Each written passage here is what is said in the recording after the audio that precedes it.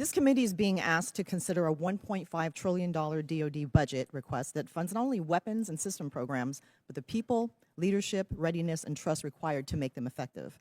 When senior leaders are removed abruptly or merit-based promotions are disrupted without clear explanation, Congress does have the responsibility to understand the rationale and operational consequences. So I'm going to focus on Secretary Hegseth. And to start, no one is disputing that senior officers serve at the pleasure of civilian leadership. The issue in front of this is whether the decision to remove General Randy George strengthened the Army or created an avoidable disruption during an active operational period.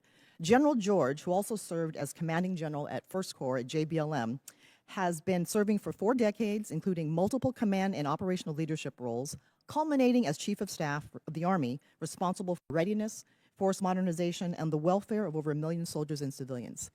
He was removed in the middle of an active conflict involving U.S. operations against Iran, when leadership continuity is most critical.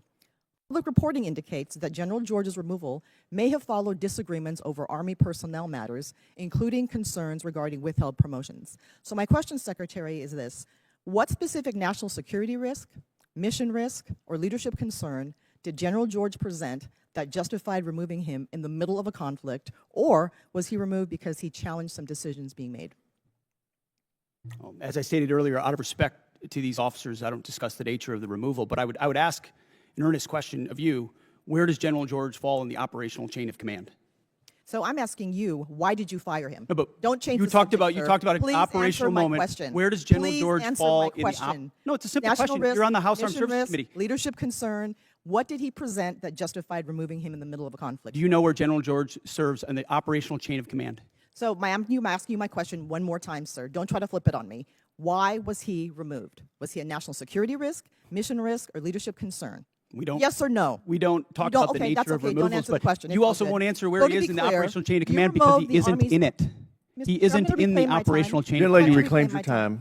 Yeah, we're gonna You want to tie it to the war, but you don't Sir, even know where he is in the chain of command. Some It's the gentlelady from Washington's time. Under DoD 1320.04, the Secretary of Defense may withhold or disapprove forwarding nomination after service recommendations in limited circumstances, including newly identified adverse information, pending investigations, reportable information, and questions regarding mental, physical, moral, or professional qualification, incomplete or non-compliant nomination packages, missing certifications, or the need for additional clarification from the military department. Several colonels reportedly selected for brigadier general were removed or withheld after board selection and service certification. Which of these specific grounds applied to each withheld officer, and what objective evidence supported these decisions? Congressman, that was just one of many boards across the services where we will perform similar reviews, and I anticipate other officers will be removed also. Okay, but what were the grounds for those?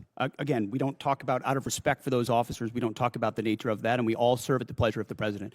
We're solving for an institution that needs to be based on merit and professional execution, and there's been a lot of gender and demographic engineering that's been going on for reasons other than the focus of exactly what we should be doing on the battlefield. So whether it's that or execution. I did not raise gender.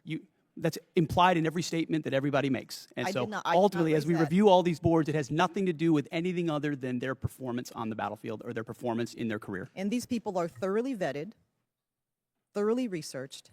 And I guess my question is this about loyalty to Trump, or is it about what's good for the mission?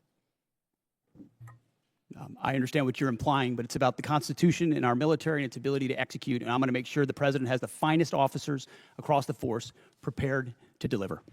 So this committee funds weapons, readiness, recruiting, professional development, and leadership pipelines.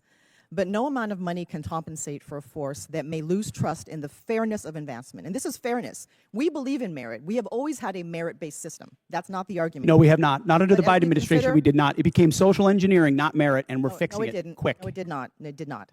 And when we consider this budget request, we must ensure that taxpayer dollars are matched by sound judgment, credible leadership, and a personnel system worthy of those who serve. What made this exchange so important was not just the argument itself, but what it revealed about how power, accountability, and trust operate inside the American military system during moments of international tension. The Congresswoman was not simply asking why one general lost his job.